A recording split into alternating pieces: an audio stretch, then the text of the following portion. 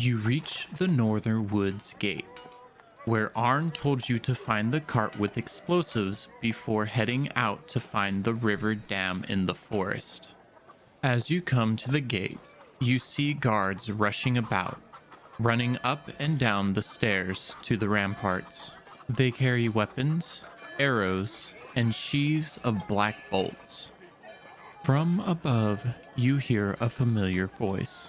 "You, Rangers, up here!" You see Bauer on the wall, waving towards you. He and several other guards are loading a large ballista perched on top of the gateway. "I have a request. I know you're going out into the forest to blow up the dam. I'm just wondering if you can look for my sister, Greta. She was sent out on a scouting mission and did not return. I looked for her among the dead and couldn't find her. But the seer told me that she was lost in darkness, and I think she may be out there in the woods, injured or captured. Please, keep an eye out for her and bring her home if you find her." A horn sounds along the wall, followed by shouts of the guards. The silence of the woods erupts with blood-curdling screeches and raucous bleating. Lightning flashes, cutting through the deluge of rain and sleet before striking a nearby giant oak tree, its ancient trunk exploding into pulp as it collapses onto the wall. The fires along the wall grow hot, shedding a red light onto the woods as beastmen rush the gate. Bauer grasps the handle of the ballista as he shouts to the enemy, "Kill them all!" The beastmen erupt out of the woods, Ring and Ozzy immediately running down the ancient tree, now acting as a ramp straight up the wall. Spells are cast, making the two grow larger in size. They grab onto the tree and try to remove it, but the branches at the top are getting caught on the wall. The rest of the group frantically trying to cover the two now giant members of the team with long-range attacks. The party, slowly killing the beastmen, succeed in covering for their allies, but more beastmen burst from the trees, pushing closer to Ring and Ozzy. The ancient tree branches start to break as the combined strength of the two push even harder. However, progress is halted as both are shot by a wave of arrows, piercing through their defenses. They give one last decisive push, and the stubborn tree finally falls, crashing to the ground. Ring turns around, enraged by the damage, and sprints to the closest beast, and punching its head so hard it flies 20 feet from its body. Ozzy, not far behind, created an echo, a mirror image of himself that he can switch places and attack from. The party kills the beastmen with little effort, like cattle to the slaughter, but then a guardsman shouts along the wall, waving frantically towards the forest, "They have a Cyrox!" The earth shakes as a towering monster barrels out of the woods, shattering trees as it crashes through the greenery. A single eye in its forehead singles out the guardsman that shouted the warning. The creature tears a boulder from the earth and throws it at the guardsman with pinpoint precision. The unfortunate man lets loose a protracted scream as he is crushed, leaving nothing but red pulp and debris. A man next to him yells in astonishment, "No! Wilhelm!"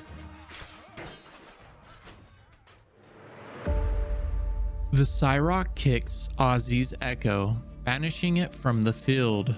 Ozzy strikes back in retaliation, but he too is kicked by the giant of a beast, spitting blood from the single hit. The ballista takes aim and fires at the great beast, piercing deep in the chest. A critical hit. However, even this isn't enough to end the beast outright. Ring proceeds to fistfight the beast, and even though he is much more sturdier than Ozzy, he slowly takes heavy blows that weaken him greatly. Henry, Beaner, and Kuzai shooting arrows and slinging spells at the Cyrox, aiding Ring whenever they can. The Cyrox grabs a rock nearby and throws it. It comes crashing down on top of the three, the rock resting on Henry as he lies motionlessly and bleeding heavily. Ozzy vision starts to clear as he looks at the distracted beast. He grits his teeth, digging his toes deep into the dirt, propelling his body towards the Cyrox. He jumps and swings his two-headed flail, both hitting the Cyclopean's head opposite of each other at the same time, crushing inward, popping the head like a pimple, squirting pink, mushy brain into the air. There was no celebration from the party as they all rushed back to Henry, pushing the rock off of him and checking vitals. The pulse was weak, and there wasn't a moment to lose. Beaner, placing a hand on the warrior and chanting a burrito-filled prayer to his lord, Carne Asada, looking at Henry and asking, "Wet or dry burritos?" Henry opens his eyes wide. He coughs and hacks up blood as he slowly begins to stand on his feet. "I take that as wet." Now that everything has settled down, the party ventures outside of the walls. They take the cart along with them as they search for the dam. You come to a clearing in the woods upriver, finding the drying riverbed completely blocked by piles and piles of felled trees. The beastmen have clearly been industrial, tirelessly chopping down the logs and piling them into a stable dam, even going as far as to build walls along the riverbed to stabilize the construction. Along the riverbed, you spy a series of campfires and Kappa patrols, though they do not seem to be paying much attention. Across a makeshift bridge, you see a wooden ladder descending into the exposed riverbed, the perfect location to deploy your explosives. Discussing your options, everyone decides that the best course of action would be to split into two teams and stealthily assassinate the beastmen. If one group gets discovered, the others should have an easier time sneaking past the beastmen guards. Each group gathers and departs. Ring, Ozzy, Kuzai, and Henry set out first, moving quickly and quietly. They make their way to the first group of beastmen, lounging around a campfire near the first set of huts. Henry turns invisible and searches the huts, while everyone else waits for the cue, watching the beastmen closely. One of the Capra gets yanked back. It tries to call for help, but it only lets out muffled screams. The other beastmen look confused at the commotion, turning its back towards the party. With two devastating punches, Ring dispatches the first Capra, while Ozzy and Kuzai stab the other repeatedly. Wingurik, Beaner, and TJ push down from the riverbed, taking their time to climb down. They start to climb up on the other side when Ringurik looks toward the dam and sees that the others are already lowering the explosive barrels down from the top with rope. Better hurry. Pointing towards the dam, Everyone climbs faster, fearing the rush of water that would soon sweep over them. But the water did not come. They looked towards the dam, and the others were not there. Maybe, perhaps they were getting covered from the explosion. Then Wingurik spots a floating glowing sword exiting one of the huts. Then a large explosion erupts at the dam, blowing away the blockage as the water rushes down the riverbed. The glowing sword is floating faster away, with a trio of beastmen chasing it. The floating sword starts to cross a makeshift bridge. As the sword makes it across, a green flash of energy hits a barrel, blowing up the bridge and the 3 beastmen that were crossing it. The water quickly washes over, and the raging river separates the 2 groups. Wingurik, Beaner, and TJ make their way back to Sturmenburg, while the others lie in wait.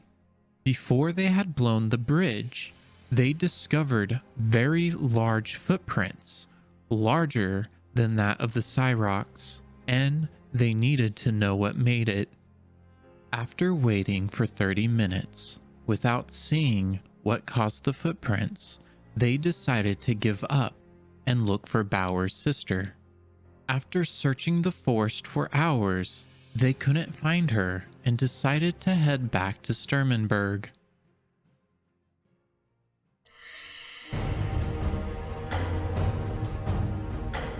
Making your way back to Sturmenburg, you notice a thick column of black smoke rising from the northern woods gate from which you departed. You rush forward, a feeling of dread washing over you. As you draw closer, you find the night air full of the screams of common folk and splitting with the metallic clings of weapons. Above the din, you hear the horrendous, braying laughter of the Kappa hordes. The horns of Odiar sounds loud and deep, vibrating the air around you and shaking the very trees of the forest with its deep, powerful tremors. It can only mean one thing: the wall is lost. As you sprint to the wall, you see Captain Arn atop of the ramparts, surrounded by the obliterated corpses of his men. A crazed look has washed over his face. He stands alone before a gargantuan, horned beast, a horribly misshapen bull-man hybrid the size of a mountain. The titanic thing dwarfs even the wall. Having to stoop down to look at the captain, Arn yells, thrusting his sword into the monster's face and cleaving a scarlet gash through one of its eyes. It shrieks a horrific bleeding cry as it grabs Arn's, crushing the captain in his heavy plate armor as easily as a straw doll. In a swift motion, it brings Arn's limp torso into its gaping, jagged maw, tearing him apart and swallowing him before retreating into the forest.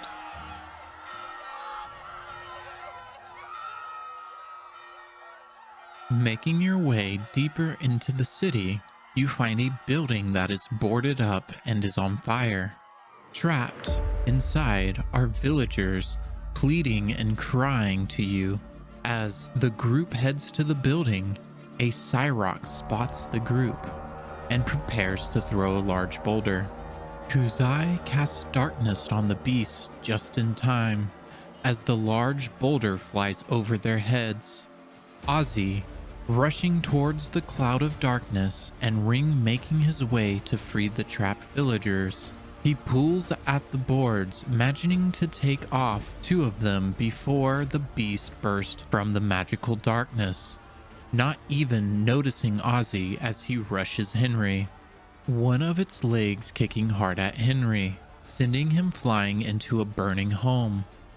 Henry pulls himself out from the wreckage and throws two balls of crackling energy towards the Cyrox. They fly past it, exploding in a nearby building. Ring calls to Kazai and tells him to free the villagers. Kuzai rushes over and begins to pull off another board.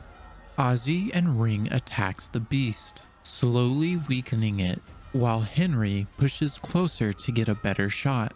While the Cyrox is busy, Kuzai keeps pulling boards off of the burning building. A couple more boards.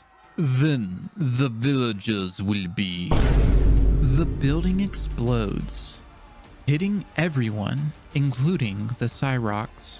The party, slowly rising up off of the ground, sees the Cyrox being burned alive.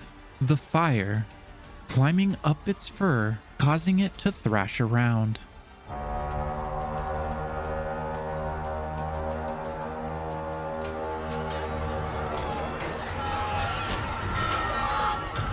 As the beast falls, you look around at the burning city. The streets are flooded with countless silhouettes of beastmen. The sounds of fighting and screams echo throughout every corridor. You hear a roar from the right. As you turn, you see another Cyrox charging towards you, barreling through a nearby alley. As you draw your weapons, tired and wary, dreading the inevitable, you hear a ferocious human roar and see a hulking figure launch itself from a nearby rooftop, just as the building collapses into flaming shambles. Hammerhelm flies through the air, bringing his enormous iron hammer down on the Cyclopean's beast head midair. The monster's skull shudders, exploding into 1,000 fragments as its pink brain is instantly pulverized into a soupy mush. The beast collapses, with Hammerhelm holding onto its ear, riding it down to the ground and calmly stepping down from its now concaved forehead after it crashes into the ground. Traz is lost! Fall back to Wallston!